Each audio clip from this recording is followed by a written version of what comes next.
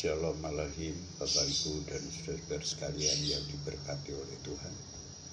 Selamat berjumpa kembali di dalam acara renungan pertengahan minggu kita. Namun sebelumnya kita akan awali dengan doa lebih dahulu. Ya Tuhan Bapa Allah kami di dalam surga, di dalam nama Tuhan Yesus Kristus, terima kasih untuk kesempatan yang baik yang Tuhan masih berikan kepada kami, untuk kami bersama-sama mendengar kebenaran firman-Mu.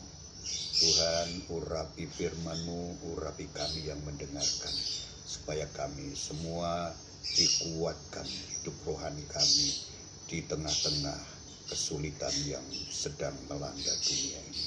Agar kami tidak goyah, kami tidak menjadi lemah, tapi semangat kami, kesetiaan kami, ketaatan kami tetap kuat untuk memuliakan Tuhan. Dalam nama Tuhan Kristus, haleluya, amin.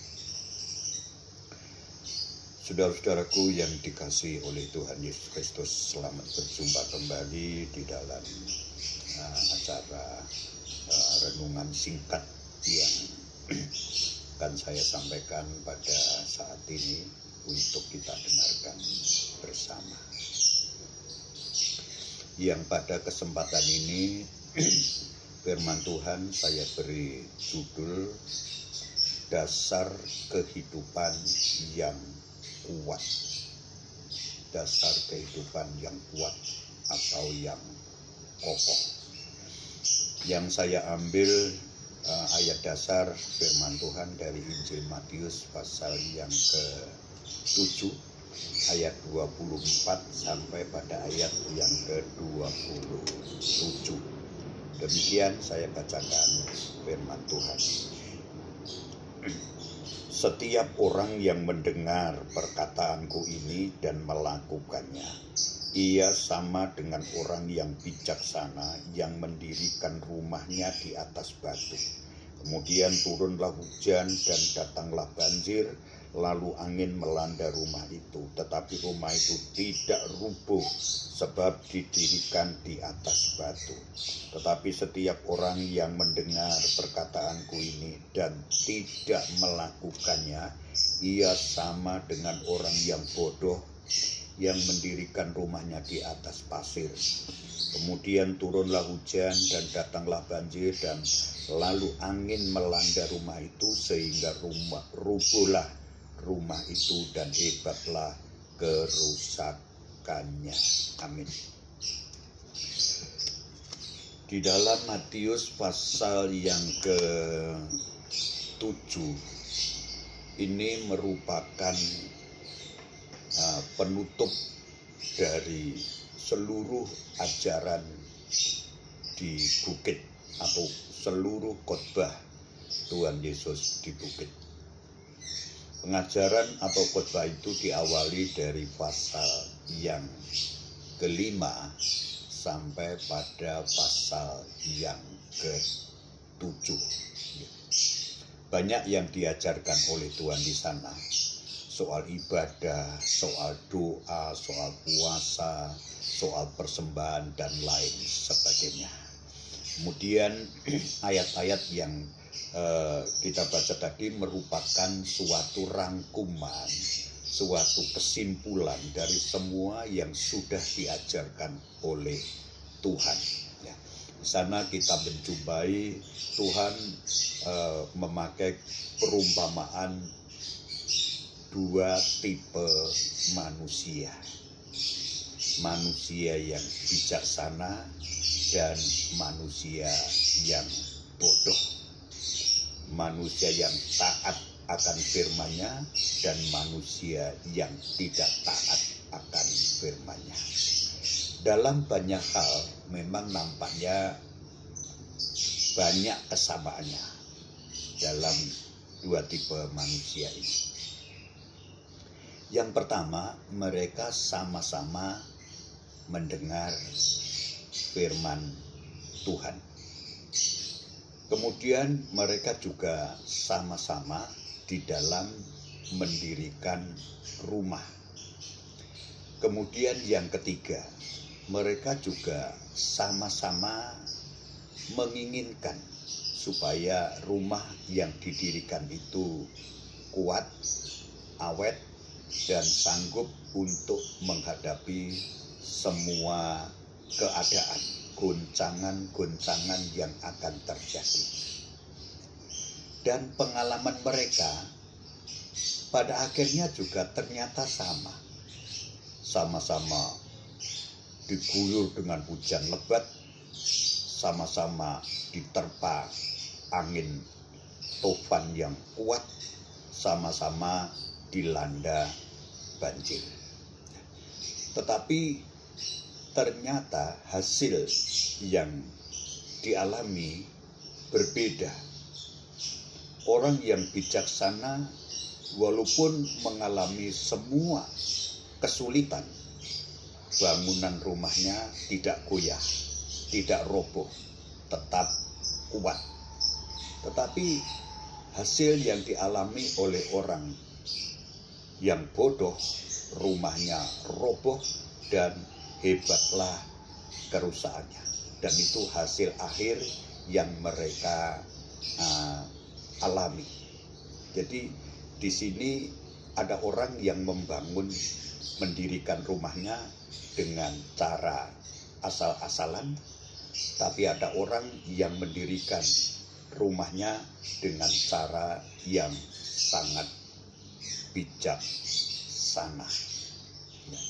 Satunya sembarangan saja, tapi yang satu dengan cara yang sangat bijaksana. Nah, dalam perikop ini kita juga melihat bahwa Tuhan Yesus itu ternyata satu pribadi yang memang ahli dalam dua hal dalam perikop ini. Yang pertama, Tuhan Yesus ahli di dalam kitab suci. Dia mengetahui, dia telah begitu menguasai di dalam kitab suci, baik itu dalam perjanjian lama maupun di dalam perjanjian baru. Perjanjian lama adalah yang diwakili oleh kitab Taurat, kitab Mazmur, dan kitab para nabi. Dan itulah Allah yang ahli.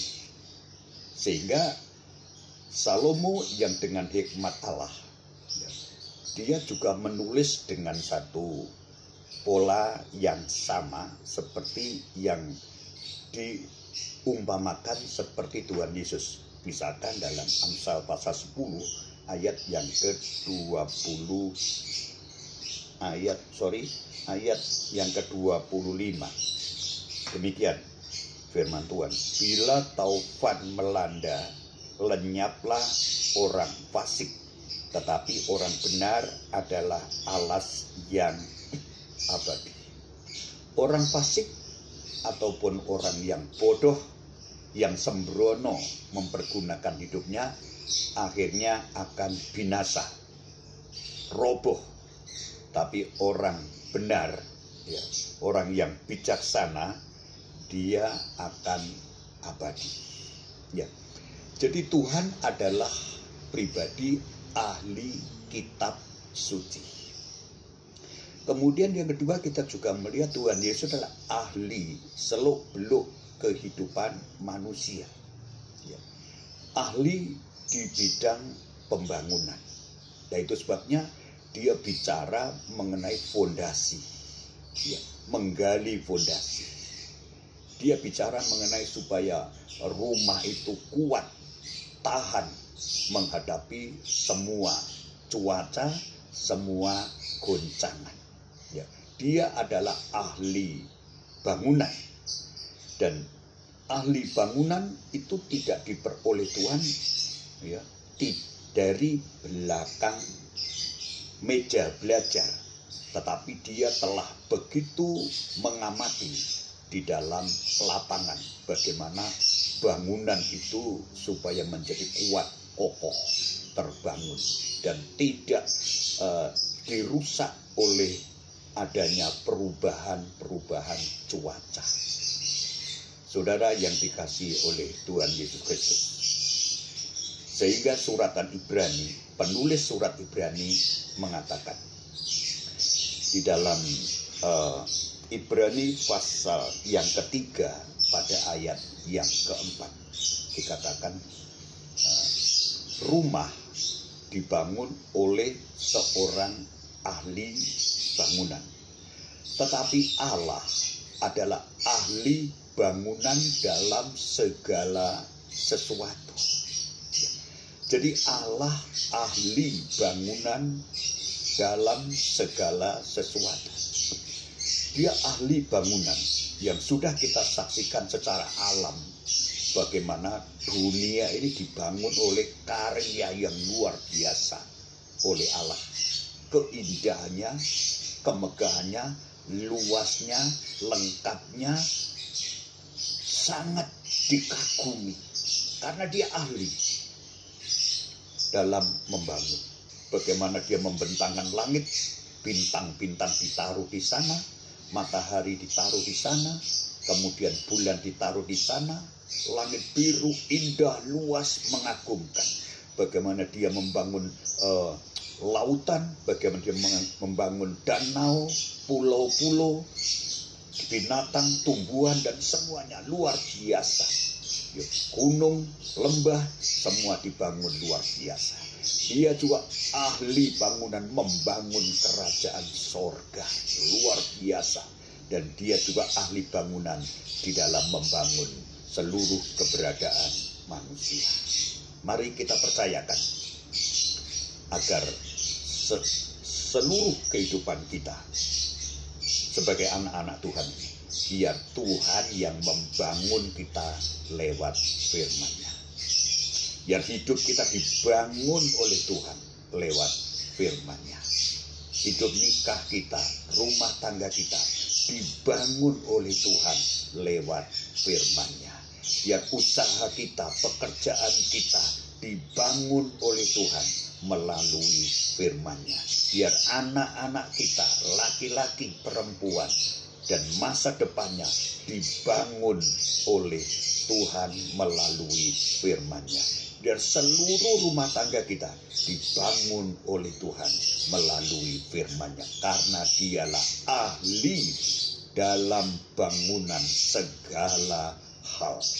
Itulah yang luar biasa yang Tuhan inginkan dari hidup kita. Ya.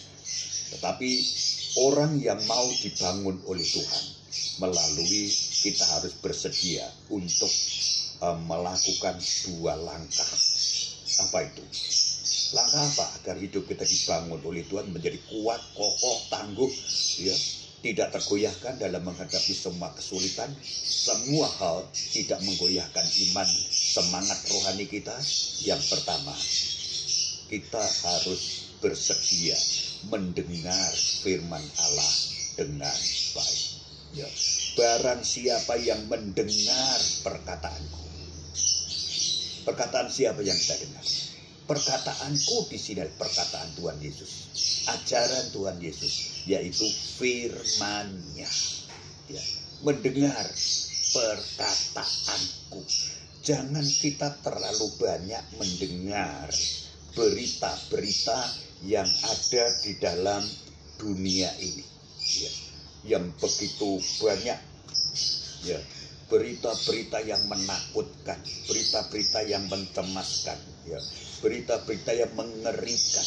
Tetapi kita harus mendengar dengan baik berita yang dari firman Tuhan, berita yang dari ajaran Tuhan Yesus. Dan itu akan menjadikan hidup kita ini menjadi tentram, menjadi tenang, menjadi bahagia, ya. Kalau kita mendengar firman-Nya dengan baik, karakter kita dibentuk oleh Tuhan, dan kita menjadi orang begitu sangat indah dalam menjalani hidup kita di dunia ini. Dan itu adalah hal-hal yang begitu sangat penting, yang sungguh-sungguh Tuhan inginkan dari kehidupan kita. Ya. Jadi biarkan Tuhan yang membangun hidup kita. Langkah pertama, mendengar firman dengan baik. Dengar firman Tuhan, saya bacakan dalam Perjanjian Lama, Ulangan pasal 28. Demikian saya bacakan firman Tuhan. Jika engkau baik-baik mendengarkan suara Tuhan Allahmu dan melakukan dengan setia segala perintahnya yang kusampaikan kepadamu pada hari ini, maka Tuhan Allahmu akan mengangkat engkau di atas segala bangsa di bumi. Ayat yang kedua, segala berkat ini akan datang kepadamu dan menjadi bagianmu. Apa yang harus kita lakukan? Pertama, jika engkau mendengar suara Tuhan Allahmu dengan baik-baik. Banyak orang tidak mengenal kehendak Tuhan karena mereka tidak mendengar firman dengan baik. Banyak orang menjadi bodoh secara rohani karena tidak mendengar firman dengan baik. Banyak orang mengalami salah paham akan firman Tuhan karena tidak mendengar firman dengan baik. Dengar firman dengan baik, ya, maka janji Tuhan luar biasa. Ya. Janji Tuhan begitu sangat indah. Jadilah seperti Maria, ya, dalam Lukas pasal 10 ayat 39. Kalau kita memperhatikan di sana, Maria telah memilih bagian yang terbaik, yaitu mendengar terus-menerus perkataan Tuhan Yesus. Jadi pilihan yang terbaik yang bisa kita ambil, langkah awal adalah mendengar firman Tuhan dengan baik. Biar kita menjadi seperti Samuel yang masih muda. Berbicaralah Tuhan, hamba-Mu sekarang mendengar. Ya, berbicaralah hamba-Mu sekarang mau mendengarkannya. Ya, puji Tuhan. Jadi mendengar firman dengan baik itu langkah yang sangat indah. Kita dianugerahi Tuhan 2 telinga dan 1 mulut. Itu dengan tujuan kita lebih banyak mendengar suara Tuhan, lebih banyak, lebih suka mendengar firman-Nya.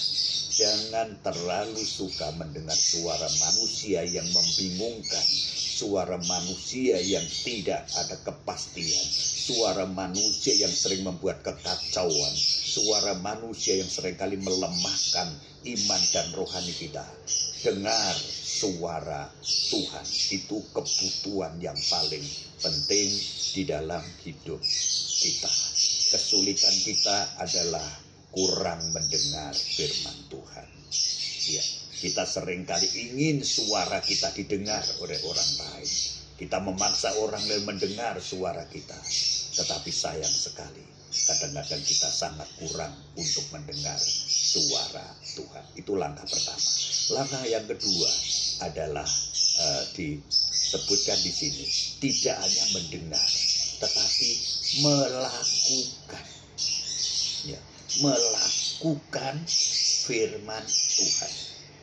Barang siapa yang mendengar perkataanku dan melakukannya, ia sama dengan orang yang bijaksana, yang mendirikan rumahnya di atas batu. Oh, puji Tuhan. Jadi langkah yang kedua, Tuhan kehendaki kita melakukan apa yang kita dengar.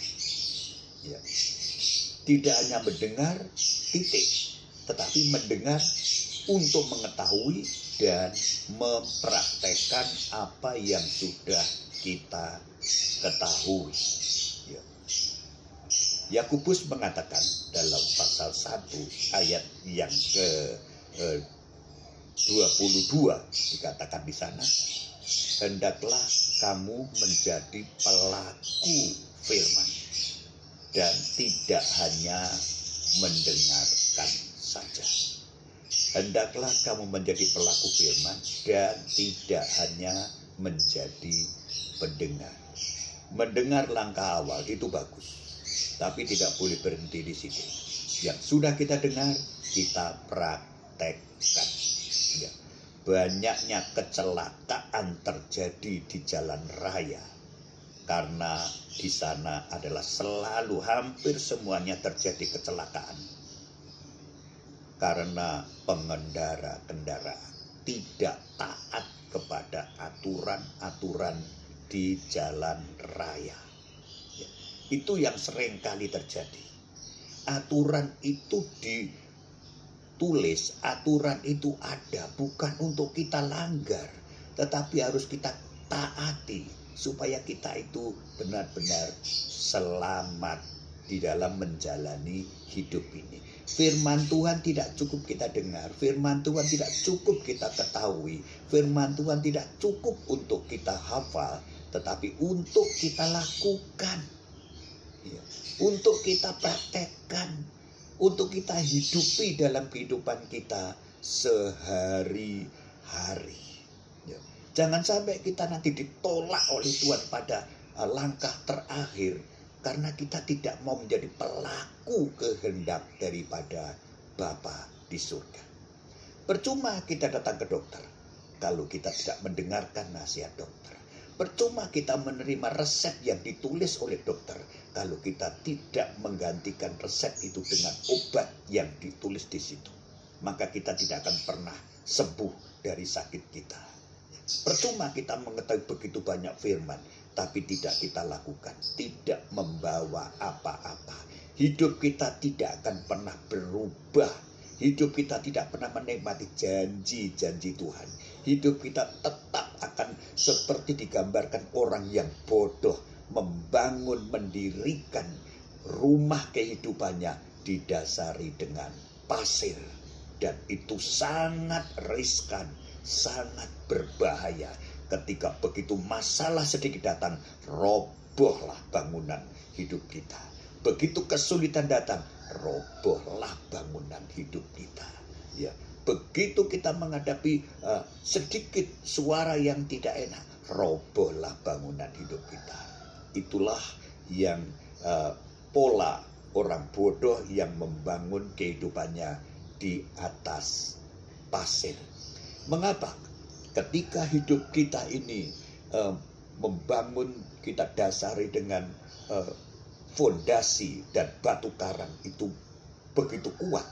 Karena 1 Korintus pasal yang ketiga ayat 11, 10, 11 dan seterusnya dikatakan tidak ada satu orang pun yang bisa meletakkan dasar bangunan itu karena dasar satu-satunya adalah pribadinya Tuhan Yesus Kristus.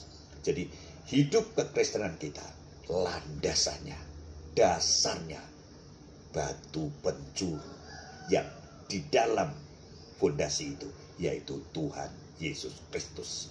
Dia mampu menopang seberapapun berat kehidupan yang kita jalani. Kita akan dikuatkan, dikokohkan, diteguhkan untuk sanggup menghadapi semuanya itu. Seperti Rasul Paulus, dia katakan, segala perkara dapat kutanggung di dalam Dia yang memberi kekuatan kepadaku. Kekuatan itu dari Tuhan. Kekuatan itu bukan kekuatan kita. Semua kekuatan kita dari apa? Kekuatan yang sejatiannya dari Tuhan. Dari mana kekuatan itu? Mendengar firman dengan baik dan melakukan dengan setia. Saudaraku yang dikasihi oleh Tuhan, dalam kita menjalani hidup ini memang tidak mudah. Hidup rumah tangga, hidup nikah kita tidak mudah. Membina rumah tangga tidak mudah. Menghadapi semua tidak mudah. Dan kita orang-orang yang diliputi dengan berbagai banyak kelemahan. Tetapi percayalah, kekuatan kita hanya di dalam Tuhan Yesus Kristus. Siapa yang mendengar firman-Ku dan melakukan dengan setia, ia tidak akan goyah, apalagi roboh di dalam menghadapi semua kesulitan hidup kita. Puji Tuhan, Tuhan Roh Kudus menguatkan dan memberi pencerahan kepada kita lewat firman-Nya. Di dalam nama Tuhan Yesus, haleluya. Amin.